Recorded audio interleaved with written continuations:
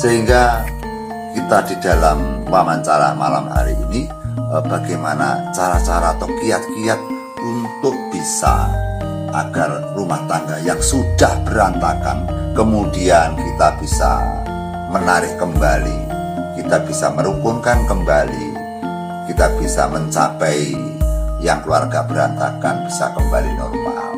Banyak sekali kiat-kiat, baik itu berupa doa, berupa ritual, atau berita acara, misalkan negosiasi kepada kedua belah pihak agar antara suami dan istri itu bisa rukun kembali. Assalamualaikum warahmatullahi wabarakatuh. Sugeng Rahayu, salam sejahtera bagi kita semua. Teman-teman, jumpa lagi dengan saya Lulu Retna dan Mbah Kendil Jopo Montro. Pada kesempatan di pagi hari ini, kita akan membahas tentang satu tema yang kelihatannya sederhana namun juga menjadi permasalahan yang sangat luar biasa khususnya di negara kita ini. Yang akan kita bahas adalah tentang keluarga berantakan. Jadi ada banyak faktor yang menyebabkan keluarga berantakan, entah itu dari permasalahan dalam atau mungkin dari permasalahan dari luar.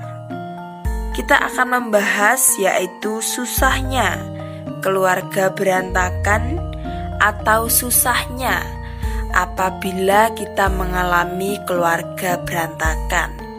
Bukan hanya berimbas kepada kita sebagai suami atau istri, melainkan imbas yang paling besar adalah untuk anak-anak kita. Karena tanpa kita sadari, masa depan anak-anak kita juga ikut tergerus, ikut hancur dengan kehancuran rumah tangga atau keluarga kecil kita. Jadi teman-teman, yang akan kita bahas saat ini adalah cara mengatasi permasalahan tersebut. Namun sebelumnya mari kita ulas beberapa faktor penyebab bisa terjadinya keluarga berantakan itu. Yang pertama adalah faktor ekonomi. Ini yang paling banyak sekali menjadi penyebab keluarga berantakan. Karena tidak bisa dipungkiri bahwa setiap makhluk hidup di dunia ini membutuhkan yang namanya uang atau perekonomian untuk menjalani kehidupan. Untuk faktor penyebab yang kedua adalah faktor pengaruh. Ini bisa dari luar, bisa dari dalam. Contohnya adalah pengaruh hati kecil kita. Jika misalkan pengaruh dari luar itu juga beragam. Bisa dari teman-teman kita, bahkan bisa jadi dari orang tua kita yang kurang cocok dengan pasangan kita. Untuk faktor yang ketiga adalah faktor lingkungan atau pekerjaan. Yang keempat adalah faktor egois. Yang kelima adalah faktor keturunan. Yang keenam adalah faktor elektronik atau pertemanan di dunia maya. Ini juga termasuk menjadi penyebab yang paling marak juga.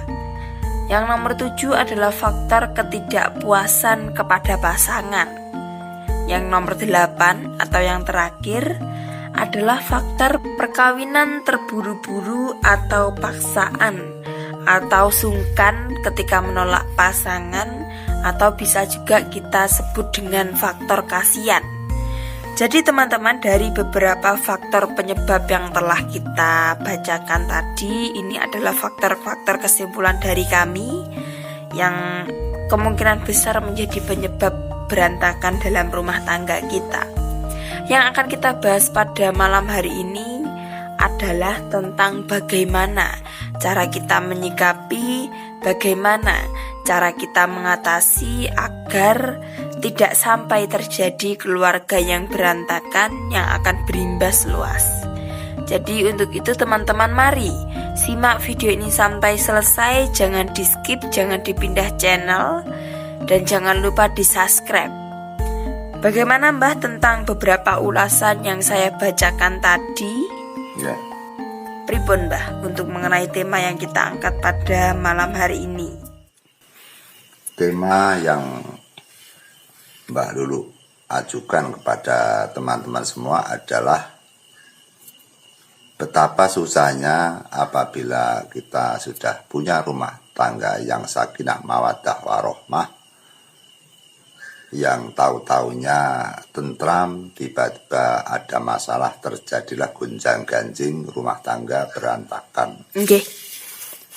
Sehingga idaman-idaman kita semua adalah ingin hidup berkeluarga yang sehat, damai, tentram, mulia, dan tinata. Tapi banyak sekali dari golongan-golongan orang-orang kaya, orang menengah, orang miskin yang terhantam dengan ombak. Rumah tangga menjadi hancur lebur sehingga menjadi keluarga yang berantakan, habis sudah cita-cita yang diharapkan. Kemudian coba kita untuk mengulas apa yang dicatat oleh Mbak Lulu, yaitu yang nomor 1, mohon dibaca. Yang pertama adalah faktor ekonomi atau kebutuhan, Mbah. Kita tahu pada zaman sekarang adalah negara yang sedang susah sekali untuk menata rakyat, bahwa kita tahu bahwa negara kita mendapat permasalahan seperti presiden yang kena genjatan, berbagai kecaman-kecaman dari masyarakat termasuk ijazah palsu dan lain-lain, sehingga presiden bersama aparat negaranya tidak terlalu mengencangkan atau menengenkan kepada urusan kemasyarakatan, terutama masyarakat ekonomi menengah hingga ke bawah. Sehingga kalau ekonomi menengah ke atas tentu tidak ada masalah pada masa-masa sekarang. Tapi pada masa-masa sekarang, ekonomi menengah hingga ekonomi ke bawah, artinya orang-orang yang miskin dan orang-orang pengangguran, pada zaman sekarang sangat sulit sekali untuk mencari kehidupan atau sandang dan pangan. Kita riset dari berbagai wilayah, kita ke ujung barat, timur, utara, selatan, ternyata saya sangat banyak menemukan masyarakat yang susah sekali mencari pangan atau ekonomi atau rezeki. Sehingga banyaknya pengangguran, pertanian yang kejungkal-jungkal karena hasilnya yang tidak sesuai dengan kenyataan, perdagangan yang hancur, kemudian banyak pengangguran yang tidak mendapat penghasilan, sehingga dalam suatu keluarga yang mempunyai anak sekolah, kebutuhannya tidak cocok karena bahan pokok atau sembako yang semakin lama menjulang, sehingga kita tidak bisa untuk mencukupi kebutuhan perharinya, hingga utang piutang ke sana kemari yang menumpuk, sehingga membebani dalam sebuah keluarga, yang akhirnya ujung-ujungnya dalam sebuah keluarga terjadilah percekcokan atau permasalahan yang sangat besar. Sehingga karena kebutuhan anak dan kebutuhan makan perharinya tidak tercukupi, akhirnya genjatan-genjatan dari seorang istri akhirnya merasa tidak puas atas kehadiran sang suami. Karena kurangnya agama, karena kurangnya keyakinan beragama, karena kurangnya ketakwaan, sehingga kadangkala sang istri menuntut yang besar, sang suami akhirnya dilecehkan dan ditimpal, akhirnya ditolak, atau bahasanya Jawa adalah dimoi atau disingkirkan, atau sebaliknya sang istri pun juga demikian karena tidak bisa mencapai keluarga yang baik, artinya tidak bisa membantu dalam pola mencari uang atau mencari rezeki, sehingga seorang istri dilecehkan, direndahkan, sehingga ada yang kemudian melarikan diri ke luar negeri, akhirnya mencari ekonomi, ternyata tujuan adalah mencukupi kebutuhan keluarga. Setelah di sana dia teringat keburukan suami, kejahatan suami, akhirnya di sana punya teman, kemudian meninggalkan suami dan meninggalkan anak, sehingga di luar negeri mendapatkan pasangan. Dan yang ada di Indonesia juga kena pengaruh mendapat pasangan yang lain, sehingga keluarganya berantakan, anaknya kocar-kacir. Itu karena dari ekonomi yang tidak memadai. Tentu di dalam pembicaraan ini ekonomi sangat dominan sekali tentang hal berantakan rumah tangga atau hancurnya rumah tangga. Itu benar. Untuk yang kedua, Mbak. Untuk yang kedua, Mbak, faktor penyebab terjadinya keluarga yang berantakan adalah faktor pengaruh. Faktor pengaruh bisa berasal dari diri kita sendiri karena kita tidak puas karena adanya kenaikan zaman. Misalkan istrinya yang kurang cantik sehingga punya teman atau lingkungan yang lebih cantik, atau bisa juga dari keluarganya, misalkan dari keluarga orang tuanya yang benci kepada anak menantu karena menantunya yang mungkin tidak cocok dengan mertua, ataukah memang mertuanya tidak puas karena menantunya tidak membawa apa-apa sehingga sering kali disindir, sering sekali dilecehkan, sering sekali direndahkan, akhirnya antara menantu dan mertua tidak cocok. Akhirnya menantu pergi meninggalkan istri dan istrinya menurut dengan orang tuanya sendiri, sehingga terjadilah rumah tangga yang berantakan. Tentu anak yang menjadi korban, itu juga benar. Kemudian yang ketiga, untuk yang ketiga adalah faktor lingkungan atau pekerjaan. Faktor lingkungan bisa mengakibatkan perceraian karena kadang-kadang kita bergaul di kantor, kita bergaul di pasar, kemanapun, apabila kita mendekati teman-teman yang kurang bertanggung jawab, artinya teman-teman yang tidak peduli kepada rumah tangga orang lain, kadang-kadang mengajak bergurau, mengajak jagungan, mengajak pergi, akhirnya ada kata-kata bahasa Jawa, tresno jalaran soko kulino, kulinaning serawu mergo nimbulake katresnan, akhirnya lupa dengan keluarga, meninggalkan pasangan yang ada di rumah karena mencintai kepada orang-orang yang ada di luar, sehingga pengaruh di luar sangat berbahaya sekali. Yang selanjutnya, Mbak. Untuk selanjutnya yang nomor 4 adalah faktor egois. Faktor egois, faktor kesombongan, karena merupakan misalkan dalam sisi misalkan suami merasa mentang-mentang sebagai imam yang ada di depan, kadang-kadang dia merasa sombong, dia memperbudak istrinya, kemudian dia merendahkan istrinya, mentang-mentang dia bisa mencari uang, istrinya hanya di rumah menata anaknya. Kadang-kadang sang suami capek hanya dengan kalimat atau dengan masalah sepele menjadi masalah besar, sehingga terjadilah keretakan dalam rumah tangga, tidak ada yang saling hormat menghormati, tidak ada pengertian. Maka sifat kesombongan itulah juga bisa mengakibatkan dengan perceraian. Maka dari itu, dalam berumah tangga hendaklah untuk menyadari dan penuh dengan kesadaran yang tinggi, saling pengertian, saling menyayangi, dan saling menghormati. Untuk faktor yang selanjutnya, Mbah, yaitu tentang faktor keturunan.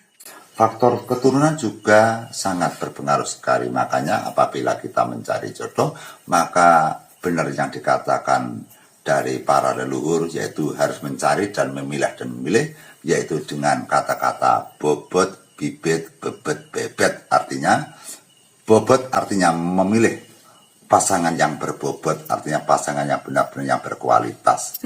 Bibit adalah memilih pasangan adalah dari keluarga siapa, keluarga yang punya penyakit apa tidak, keluarganya terbiasa dengan tindakan-tindakan asusila apa tidak. Kalau misalkan di dalam keluarga merupakan keturunan orang yang mengerjakan asusila, misalkan senang keluarga selingkuh, senang bermain laki-laki atau perempuan, misalkan senang ke tempat-tempat hiburan, itu akhirnya dari pengaruh tersebut anak akan menirukan jejak-jejak dari keluarganya atau keturunannya. Yang lain. Untuk yang selanjutnya, Mbak, yaitu tentang faktor elektronik atau pertemanan di dunia maya. Tentu pada zaman sekarang kita tidak bisa lepas daripada dunia berita atau informasi dari elektronik, baik TV atau di HP. Sehingga kita tinggal memilah dan milih, kita menonton berita-berita atau informasi hiburan yang sangat menguntungkan, edukasi yang sangat penting.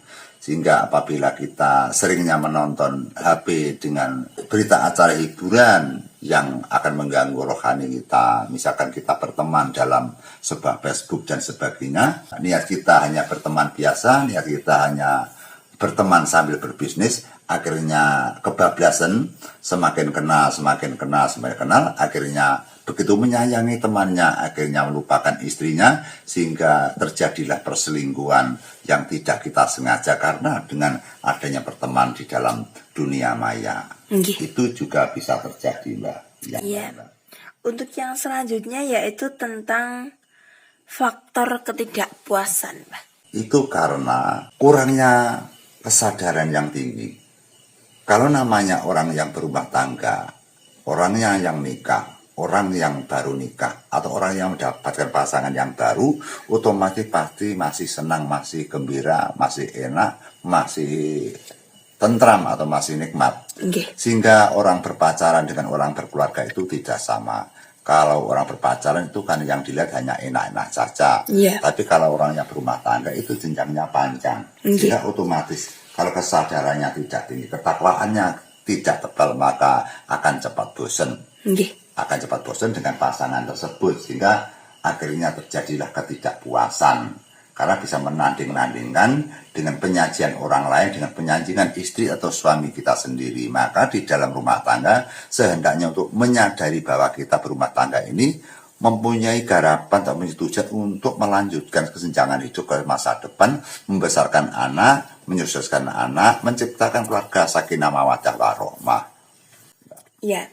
Kemudian untuk faktor yang selanjutnya Mbah, yaitu tentang faktor perkawinan yang terburu-buru atau perkawinan karena paksaan atau perkawinan yang karena sungkan, Mbah. Mungkin ketika dilamar sungkan untuk menolak, seperti itu. Jadi gimana itu, Mbah? Banyak kasus-kasus perjodohan karena paksaan dari orang tua.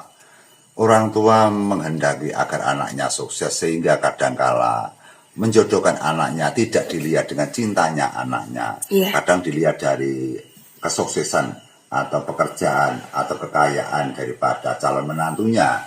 Kadang anak akan membantah orang tua ketakutan karena merasa bahwa anak pernah dihidupi, pernah dikasih uang, disekolahkan, sehingga kita sulit untuk membantah orang tua, dan orang tua tidak peduli kepada anak, kadang dipaksa mau tidak mau harus menikah. Ini setelah terjadi pernikahan, akhirnya si anak tersebut akhirnya mengobral atau membongkar keburukan-keburukan suaminya yang dijodohkan dengan orang tuanya karena tidak sesuai dengan yang diharapkan. Biasanya kalau bukan yang mencari sendiri kan kesalahan sedikit saja diperpanjang atau tuh diumbar-umbarkan, sehingga akhirnya merasa tidak puas atas pilihan dari orang tua.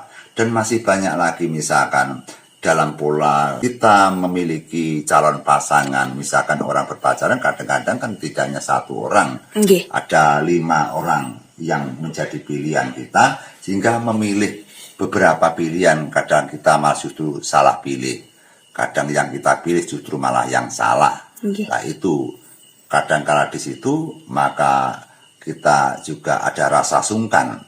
Misalkan kita memilih yang ini yang paling baik bagi kita, ternyata malah justru tidak baik.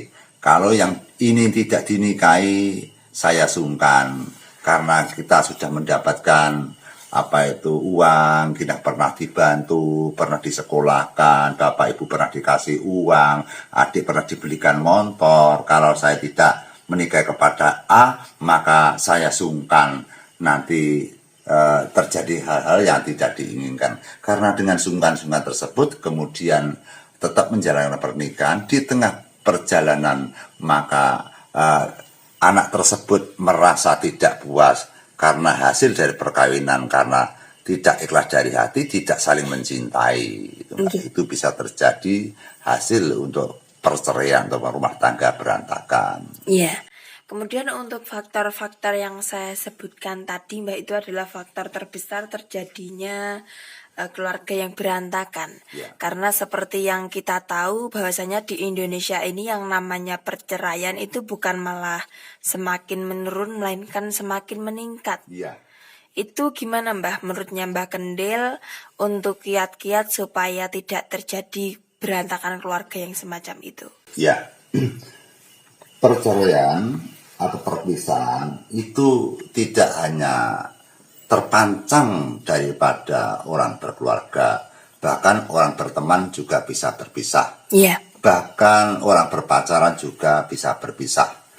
Orang yang berkeluarga, ada yang bercerai pada masa dini, misalkan masih 1 bulan sudah berpisah. Ada juga yang masih mempunyai anak 2 berpisah.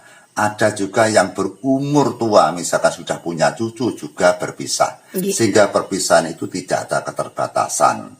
Sehingga di dalam rumah tangga memang kita susahnya untuk menjaga agar keluarga kita itu selalu utuh, selalu rukun, selalu sakinah mawaddah warahmah, menjadi keluarga yang harmonis itu memang sangat sulit sekali. Karena kita berumah tangga, banyak cobaan-cobaan baik ekonomi dan sebagainya yang sesuai dengan yang dibacakan oleh kriteria Mbak Lulu tadi. Jadi sangat risiko sekali. Sangat banyak sekali pantangan-pantangan atau cobaan-cobaan agar kita itu bisa menjadi keluarga yang rukun, Mbak. Kemudian sangat banyak sekali di masyarakat kita. Saya sendiri sering kedatangan orang-orang yang menjadi korban-korban perceraian. Baik itu yang paksaan atau kesadaran dia sendiri yang ingin cerai. Sangat banyak sekali di masyarakat yang susah. Misalkan ditinggal suaminya, misalkan ditinggal istrinya, misalkan dilecehkan suaminya, misalkan dilecehkan istrinya. Yang misalkan suaminya benar-benar sayang, setia hati karena istrinya mendapat cobaan dengan selingkuh dengan lelaki yang lain, maka meninggalkan sang suami dan sebaliknya. Kemudian sang suami yang setia, istrinya yang melecehkan, istrinya yang setia, justru suaminya yang ada di rumah, istrinya pergi ke luar negeri, yang di rumah justru malah selingkuh, uangnya dihabiskan, dihambur-hamburkan. Setelah pulang istrinya ngamuk-ngamuk marah, sehingga terjadi keretaan dalam berumah tangga. Sehingga kita sebagai sosok praktisi yang dianggap mungkin mampu untuk membantu, kadang-kadang kita juga merenung bahwa hidup memang sangat susah sekali. Sehingga seperti kita, seperti saya sendiri ini juga manusia biasa yang bisa sewaktu-waktu bisa terjadi kehancuran dalam berumah tangga. Sehingga kita tidak lepas daripada usaha agar bagaimana rumah tangga ini bisa terus langgeng, abadi, dan terus tentram bersatu untuk selamanya. Sehingga kita ciptakan di dalam rumah tangga ini harus saling menyadari, harus saling untuk memaafkan apabila ada kesalahan-kesalahan.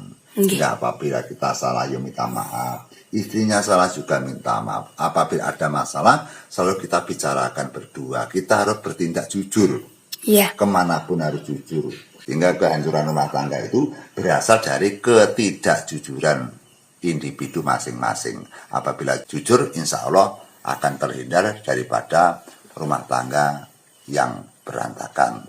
Sehingga kita di dalam wawancara malam hari ini bagaimana cara-cara atau kiat-kiat untuk bisa agar rumah tangga yang sudah berantakan kemudian kita bisa menarik kembali, kita bisa merukunkan kembali, kita bisa mencapai yang keluarga berantakan bisa kembali normal. Banyak sekali kiat-kiat, baik itu berupa doa, berupa ritual, atau berita acara, misalkan negosiasi kepada kedua belah pihak agar antara suami dan istri itu bisa rukun kembali. Sehingga kita sebagai sesepuh sesepuh itu dianggap misalkan bisa mengembalikan keluarga yang berantakan. Itu sebenarnya para praktisi, para sesepuh itu hanya merupakan jiwa penolong. Sehingga berhasil dan tidak tentu kita tidak tahu, Mbak. Sebabnya kita sendiri ini berumah tangga juga belum tentu abadi. Belum tentu kita nanti sempulur sampai akhir zaman. Bisa sewaktu-waktu bisa terjadi keretakan. Karena Tuhan memberikan cobaan kan bisa sewaktu-waktu. Tapi yang penting kita dasari, kita hati-hati dalam menjalankan, menyetir roda kehidupan. Jangan sampai tergelincir dalam sebuah menjalankan perjalanan rumah tangga. Kita bicarakan pada malam hari ini adalah cara-cara untuk agar rumah tangga ini bisa mentas daripada penandang berantakan. Yang kita bicarakan ini kan keluarga yang sudah berantakan. Jadi bukan keluarga yang utuh. Kalau keluarga utuh tidak kita angkat di dalam berita acara malam ini. Kita sering setiap hari mendapatkan WA bahwa ada dari teman-teman yang susah karena rumah tangganya berantakan. Nggih. Kadang-kadang kita sendiri yang diajak untuk konsultasi juga ikut susah. Iya. Kita hidup berkeluarga ini sudah susah, tapi kadang-kala kita mendapatkan informasi dari teman-teman luar juga susah, kita malah menambah susah-susah dan susah. Gitu. Tidak mengapa bahwa kita memang sebagai praktisi atau sebagai sesepuh memang sehendaknya kita harus ringan untuk menolong sesama umat. Gitu. Jadi semampu kita juga manusia, otomatis juga tidak punya kapasitas seperti malaikat dan seperti dewa, ibaratnya seperti itu. Kita hanya manusia yang sama seperti Anda semua gitu loh. Tapi cuma kita sebagai sosok sesepuh yang sering untuk mempelajari tentang kiat-kiat atau tradisi budaya, atau sering mempraktikkan dengan ritual-ritual yang berbentuk tradisi.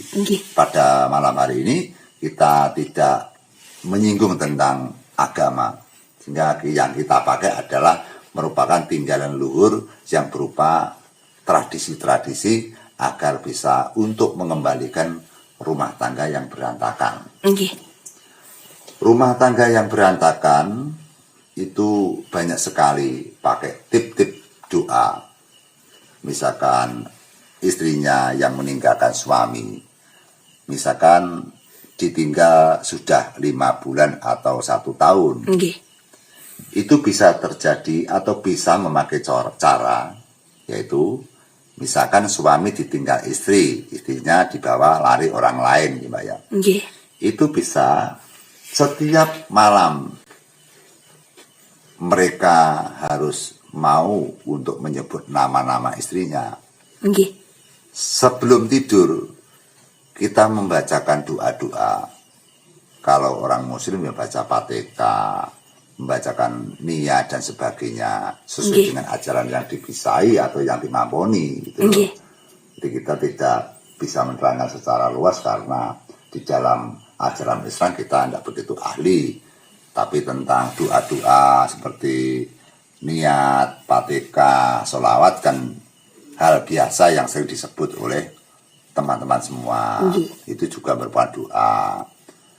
Kemudian istri diberikan hidayah, diberikan hidayah Fatihah, dibacakan sholawat. Kemudian setelah membacakan kalimat-kalimat tersebut atau bacaan-bacaan tersebut, maka hanya pakai bantal saja. Kepuk 3 kali, blek 3 kali. Kemudian dia membaca niat. Ingsun kagungan kersa, duh Gusti Allah kang Maha Agung, kang Maha Murah, Rahman lan Rahim. Kula kesusahan bojo kula ninggalne kula. Kula ditinggal kalian bojo kula. Kula sesarangan kalian anak kula. Kula nyuwun kalian panjenengan Gusti Allah, mugi-mugi kanthi dalan bantal menika minangka lantaran bojo kula saged wangsul malih tilem bebarengan kalian kula lan anak kula. Kula keplak kaping 3, kula sendal mayang atine bojo kula. Gumregah kungun-kungun ora bisa turu yen ora sinandingan aku lan anakku. Ya Allah ya Rabbi, kabulkanlah permintaan kula. Terus maca Fatihah, terus bantal menika dituruni. Setelah tangi turu, bantal dikepuk malih, blek-blek ya Allah, gugah atine bojo kula supados enggal wangsul dhateng griya kula, supados enggal wangsul dhateng anak-anak kula. Bantal dikepluk ping 3, lajeng diwalik terus ditinggal. Terus benjing lakoni ngoten, berlanjut berangsur-angsur terus menerus. Insya Allah kalau tata cara itu diridani Gusti Allah, bojo jenengan badhe wangsul krana Allah Ta'ala. Jadi lakune kan jabatan angel jane niku. Niku harus berkali-kali napa ada patokan harus segini kata Mbah? Tidak ada patokan. Sehingga selama istrinya belum pulang, selalu pakai cara seperti itu. Mereka yang kusuk dengan ikhlas meminta, itu biasanya enggak sampai 3 bulan itu bisa kembali, Mbak. nggak sampai 3 bulan. Itu sering kiat-kiat tersebut saya berikan kepada teman-teman yang punya kesusahan, itu juga bisa kembali. Nggih. Kemudian ada lagi cara, misalkan istrinya atau suaminya yang pergi, misalkan tidak pamit atau dibawa orang, jalannya untuk berantakan itu kan banyak, Mbak. Banyak, Mbak. Banyak. Kadang-kadang misalkan bertengkar, kemudian ikut kepada orang tuanya, kan gitu loh. Iya. Masih 3 hari, misalkan itu susah, bagaimana caranya, diambil nggak mau, diajak nikah nggak mau, diajak cerai juga nggak mau, Nggih. malah dia masih justru bersama laki-laki lain, bersama dengan perempuan lain, sepertinya itu merendahkan, meremehkan, dan memalukan. Nggih. Itu kan ada yang seperti itu. Ada, Mbak. Nah, itu juga bisa ditarik dengan yaitu daun suruh. Nggih. Daun suruh yang temu rose, adus keramas, beradu keramas, kemudian misalkan pada saat waktunya sholat dulu atau wudhu dulu, kemudian sholat. Nggih. Setelah sholat, wiritan rampung, kemudian mencari suruh temu rose, syukur bagi itu pada saat hari netonnya dia, netonnya yang dikiati itu, Yeah. yang dituju itu. Kalau tidak netonnya ya mungkin hari-hari yang baik. Nggih. Kemudian beli spidol yang baru, spidol yang berwarna hitam, suruh itu ditulisi namanya istrinya. Nggih. Kalau bisa netonnya, kalau tidak ada netonnya nama saja, syukur baik itu bersama alamatnya. Iya. Kemudian suruh itu digulung. Nah, setelah digulung, terus ditali dengan benang yang berwarna putih atau merah. Nggih. Nah, setelah itu dimasukkan ke bawah bantal atau kolong tempat tidur. Kemudian setelah ditulis, ya, tetap sambatnya hanya satu, yaitu Tuhan yang Maha Pencipta. Nggih. Jadi tidak jin dan setan, ya Allah, ya Robbi, atau Gusti Kang Maha Suci. Kula nyuwun dumateng Gusti Kang Maha Suci bahwa bojo kula ingkang nami ingkang mapan wonten mriku, kula nyuwun supados saged wangsul. Supados bojo kula menika kepengin weruh kalian kula. Nggih. Jadi suruh iki kan kepengin weruh lho. Nggih. Kepengin weruh kalian kula, piyambakipun menika susah ninggalne kula, mboten saged lunga teng pundi-pundi, kepengin weruh kalian kula, kangen kalian kula. Nggih. Kula taleni kanthi gantal wujudipun bulak putih utabang menika supados tinaline menika tinaline ngrasane bojo kula saged mboten saged lepas mboten saged ucul saking dayaning sun saking kersaning Gusti Allah kapinut dening Rasulullah kitab orang Islam seperti itu Pak. Nggih. Kalau orang Jawa ya saking dayaning sun mugi Gusti Allah paringa menapa ingkang dados panuwun kula. Terus kemudian suruh didamoni Nggih. 3 kali ingsun nyuwun supados bojo kula wangsul. Lebokne ning genulungan blang. Biarkan saja nanti. Nggih. Kemudian enggak usah diharapkan. Enggak usah diangen-angen. Enggak usah dipikirkan. Kita bekerja saja. Kalau Allah meridhoi, itu juga akan kembali. Kembalinya bukan karena jin dan setan, karena keyakinan Anda, karena keikhlasan Anda, karena ketulusan Anda, maka Allah akan memberikan hadiah. Kemudian istri atau suami Anda akan pulang dengan kesadarannya. Nggih. Ada lagi cara-cara yang lain. Misalkan kita kemudian memakai dengan bentuk lambang-lambang selamatan. Iya. Kita pakai bujeng dengan lauk pauk seadanya, sayur-sayuran dengan telur. Nggih. Sehingga yang namanya selamatan bujeng itu kan semua sudah tahu, Mbak. Pakai telur itu ya. Tapi jangan lupa di dalam bujeng itu harus ada yaitu kulupan. Nggih. Kulupannya apa? Yang pertama adalah kulupan kluwe. Nggih. Yang kedua harus ada yaitu sayuran yang berbentuk nelolor atau merambat seperti kangkung. Nggih. Terus ketela rambat ya, Mbak. Nggih. Untuk sayuran. Setelah itu nanti kemudian diniatkan bahwa saya memberikan pasugatan yang awujud yaitu sekul suci bujeng. Bujeng pelambangannya kan gede di lincip dhuwur, Mbak. Nggih. Akhirnya memohon kepada lincip dhuwur ya kan Tuhan maha kecil itu. Iya. Maha lembut sehingga sebagai lambang bahwa kita minta kepada Tuhan. Kemudian diberikan lambang-lambang seperti misalkan jenang abang, jenang Moncowarno, terus kemudian ditambah dengan sego golong yang sebanyak dengan jumlahnya netonnya dia suami dan istri misalkan ada 25 ya bikin sego golong di lingkaran bujang tadi ada sego golongnya itu. Sebanyak 25 juga. Iya, karena pertemuannya jumlahnya neton suami dan istri dijadikan sego golong. Sego golong itu sego dibuntel godong, dilempit diletakkan di sekitar atau sekeliling bujang tadi. Kemudian terus ditambah dengan bujang kuat niku bujang saking ketan merancing ke atas itu. Nah, itu diarani bujang kuat. Akhirnya biar diperkuatkan oleh Tuhan sehingga akan dikabulkan. Kemudian tidak berdile-dile itu misalkan yang diniatkan ingsun kagungan kersa paring pasugatan wujudipun inggih menika rampatan ingkang cumawis wujude bujeng kuat kalian bujeng ingkang kadamel supados bojo kula saged wangsul. Kula wujudaken wujude gelaran kados mangkaten sekul suci ingkang rinakit kagem netonipun kelairanipun bojo kula supados dalu menika kasendal mayang saged wangsul dhateng griya kula. Ya Allah ya Rabbi, kabulkan permintaan saya karena saya adalah hamba yang lemah, hanya kepadamu lah aku menyembah dan hanya kepadamu lah aku minta pertolongan. Nah, kemudian setelah diniati sudah dikajati, kemudian terus dibagi-bagian kepada sanak saudara. Kemudian nanti saja beberapa hari atau beberapa bulan itu akan ada manfaatnya, juga aura-auranya akan terpancarkan asalkan tulus. Mbah. Terus masih banyak lagi yang lebih tinggi lagi, misalkan kita mengadakan ritual-ritual malam. Setiap jam 12 malam kita keluar, kita bersila di depan rumah.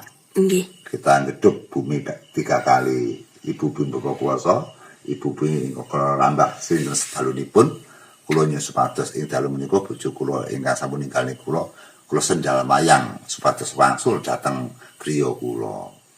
Mboten saged film, mboten saged ayem, mboten saged tentrem, mboten saged saged jagung bebarengan kalian kula. Ya Allah, kabulkan permintaan saya. Karena saya lah hamba yang lemah, hanya kepadamu lah aku menyembah dan hanya kepadamu lah aku minta pertolongan. Nah, kemudian setelah itu mengheningkan cipta. Sila tengarepe latar meneng ngeten iki sampai keturun. Meneng ngeten sampai maksiat. Nah, nanti kalau sudah siut itu nanti biasanya ada lambang-lambang itu, Mbak. Ada lambang-lambang. Terus masih banyak lagi. Misalkan ada yang bertanya, Mbah, bagaimana kalau merukukan pakai lemah kuburan? Itu kan ada yang bertanya. Ada, Mbah. Sebenarnya lintasan-lintasan untuk mengambil lemah kuburan itu sama saja dengan lemah-lemah biasa. Yang paling manjur itu kan karena niat kita. Cuma pada posisi dari tinggalan leluhur bahwa tanah kuburan kan tanah-tanahnya spesial gitu loh. Tapi berhati-hati dalam tanda petik karena kalau kita niat kita nanti salah, jangan-jangan nanti malah mendapat pertolongan dari jin atau setan. Sehingga kita untuk mengambil tanah kuburan harus benar-benar ahli gitu loh. Kalau tidak ahli nanti juga akan berbahaya. Pernah banyak sekali contoh-contoh kita juga memakai dengan kualitas dan kuantitas tanah kuburan itu. Kita mengambil bahwa tanah itu dimanapun sama saja gitu loh, Mbak. Tanah dimanapun sama saja. Cuma di situ ada merupakan tanah-tanah intisari ya, tanahnya penuh bentuk-bentuk keramat gitu loh, bentuk-bentuk cahaya gaib gitu loh. Kita numpang di dalam atau di arena gaib agar permohonan cepat dikabulkan itu. Tapi ya harus berhati-hati, jangan sampai nanti salah persepsi. Kalau kita percayanya kepada astral, kepada jin, kepada arwah itu malah salah gitu loh. Kita hanya dumleng ke tempatnya saja. Tempat yang benar-benar astral itu saja untuk memfokuskan dalam kita berdoa. Kita banyak sekali yang berhasil pakai media tersebut, Mbak. Banyak, Mbak. Ya, Mbak dulu juga pernah tahu pasien-pasien yang berhasil ke media-media tersebut. Dan masih banyak tata cara untuk merukunkan suami dan istri. Kemudian juga ada pakai cara-cara pakai dengan ritual dengan tumba-tumba rumah. Nggih. Tumba-tumba rumah adalah merupakan peralatan yang disajikan untuk menarik kepada istri atau suami yang berpisah. Misalkan kita pakai tumba seperti kita memakai dengan wadah atau wadah bentuknya cengkir gading. Nggih. Gading, kambil gading. Kambil tempurung gading. Setelah tempurung gading kita lepaskan kambilnya ya. Nggih. Atau degannya, kemudian dimasuki dengan kembang telon, dikasih dengan welat, kunir, kemudian dikasih menyan, terus kemudian dikasih minyak, terus kemudian dibungkus, terus dibungkus dengan kain mori. Di situ hanya ditulisi saja. Di dalamnya apa? Di dalamnya doa. Jadi pada saat kita buka kita mendoakan. Di situ kan ada kunir, welat, kembang telon, itu kan ada artinya tuh Mbak. Iya. Jadi seperti kunir itu kun karena jadi tuh. Nggih. Permohonan yang dikhususkan untuk Allah, untuk Tuhan agar kun fayakun, jadilah, berhasillah gitu loh. Nggih. Ada tuh. Jadi masih banyak lagi yang kita terangkat di dalam peralatan tumba tersebut, tapi nanti kan ada waktu lain Mbak, jadi nanti kan kita tidak kehabisan durasi itu Mbak. Iya. Banyak itu kunir, welat, kembang telon, minyak, menyan, suruh dimasukkan ke dalam tempurung, bungkus saja terus ditulisi di situ. Saya memohon agar istri saya bisa pulang secepatnya. Bungkus ditanam di depan rumah. Nggih. Di depan rumah, terus kemudian dinanti beberapa bulan, beberapa hari. Kadangkala Tuhan akan mengabulkan, maka istri-istri Anda, suami-suami Anda akan pulang. Setelah terjadinya misalkan kembali, misalkan istrinya, kita berhasil mendoakan Mbak ya, akhirnya berhasil, kemudian apabila sudah rukun, sudilah untuk membangun nikah. Ya, apakah itu mengundang Pak Mudin secara doa, sebagai saksi, biar tidak terjadi lagi gitu loh Mbak. Iya. Terus kemudian dikasih selamatan dan sebagainya agar nanti bisa utuh lagi. Kan itu namanya retak ya. Retak kan bendet. Akhirnya kalau nanti ditempel dengan bangun nikah atau ditempel dengan doa-doa saksi, doa-doanya orang-orang yang ahli seperti Pak Mudin dan sebagainya, atau orang-orang yang ngerti tentang agama atau sebagai saksi, saya saksikan bahwa jenengan sakniki pun wangsul datang griya pun rukun kula dongani muga-muga dengan rukun sak terus ibu terus didongakne. Jadi pulangnya tadi harus ada acara gitu loh. Kalau pulang saja tidak ada saksi nanti kan terulang lagi. Jadi berantakan, kumpul nanti langsung diselamati, disaksikan. Kalau mungkin tidak ada tokoh-tokoh agama ya kita pakai sesepuh sinyakseni bahwa itu disaksikan agar nanti tidak terulang lagi. Selamatan kan mencari keselamatan loh Mbak. Iya. Itu juga bersifat panuwunan Mbak ya? Berupa panuwunan. Sehingga di dalam apa yang saya ucapkan semua itu sudah saya praktekkan. Alhamdulillah banyak yang berhasil. Tapi yang namanya usaha itu ada dua. Ada yang gagal, ada yang tidak, ada yang berhasil, ada yang tidak. Karena yang namanya panuwunan kuwi njaluk. Lah wong njaluk kadang-kadang dituruti, kadang yo ndak.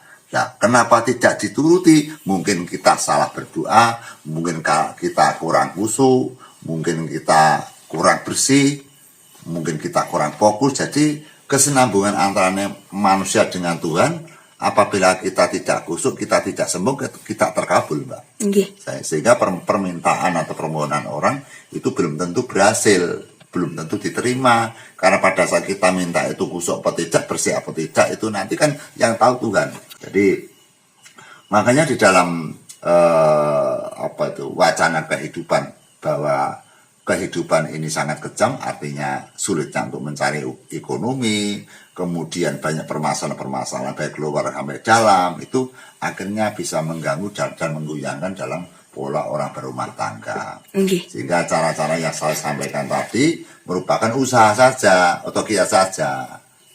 Hanya kiat saja, tapi apabila dicoba monggo sebagai daripada tidak usaha atau sudah mantap usaha sudah mantok minta tolong kepada ABC, gagal total misalkan, pakailah cara-cara tersebut. Barangkali ada fusi dan ada gunanya, karena laku kita setiap detik, setiap jam, setiap saat selalu bersama Tuhan. Sehingga apabila kita punya niat saja, Tuhan pasti anggap permasalahan itu permasalahan permainan, karena gerakan kita kecil atau besar itu selalu diawasi oleh Allah, diawasi oleh Tuhan gitu loh. Jadi langkah kita, tingkah kita, ucapan kita itu selalu diawasi dan dinilai oleh Tuhan. Sehingga walaupun misalkan doa-doa kita misalkan tidak komplit, doa-doa kita misalkan tidak sempurna, kalau tulus kita meminta, Tuhan pasti akan mengabulkan gitu loh. Jadi kadang-kadang masalah sepele, doa sepele, ritual sepele banyak yang berhasil gitu loh. Iya. Justru kadang-kadang sebaliknya, doa yang panjang-panjang, cara yang berlebihan, selamatan yang banyak, jumlahnya banyak sekali, biaya ritual yang juta-jutaan, belum tentu berhasil gitu loh. Keberhasilan bukan bernilai dengan uang, karena dengan ketulusan. Yang jelas maka kita sebagai manusia seharapnya kita untuk berusaha apabila kita punya masalah, tentunya kita untuk memohon kepada Tuhan, minta ampunan dan minta agar Tuhan memberikan kecernian, kecerdasan, memberikan pencerahan kepada keluarga kita. Amin. Jadi, itu berita atau informasi yang saya sampaikan, Mbak. Nggih. Semoga apa yang saya aturkan pada malam ini merupakan pengalaman-pengalaman yang nanti akan berguna kepada Anda semua. Yang jelas, dalam pola kita mengadakan wawancara ini, kami tidak punya unsur apa-apa. Kami hanya menginginkan agar apa yang saya sajikan bermanfaat bagi kita semua. Tidak ada unsur menyinggung, tidak ada unsur pamer, tidak ada unsur-unsur yang lain. Yang jelas kita hidup sehendaknya untuk saling membantu kepada sesama manusia. Itu yang saya harapkan, Mbak. Apabila kita mendengarkan dan tahu teman-teman kita yang berantakan, kita sedih, kita susah, maka kita mengangkat konten ini. Semoga kiat-kiat doa-doa ini atau ritual ini bermanfaat. Nah, teman-teman, inilah yang bisa kami sampaikan pada malam hari ini. Semoga melalui Sabda Tomo atau video-video yang dibuat oleh Mbah Kendil ini bisa menambah pengalaman kita, bisa menambah pengetahuan kita. Terlebih ini bisa menjadi video yang bermanfaat bagi kita semua. Teman-teman jangan lupa subscribe channel ini bagi kalian yang baru bergabung, supaya Mbah Kendil bisa terus ada di depan kita untuk bersemangat membuatkan video-video sebagai hiburan yang bermanfaat bagi kita semua. Karena ini sudah menjelang subuh teman-teman, sudah ada sola-sola. Video ini kami akhiri dulu. Wassalamualaikum warahmatullahi wabarakatuh. Waalaikumsalam warahmatullahi wabarakatuh. Sugeng rayu ingkang pinanggih. Amin.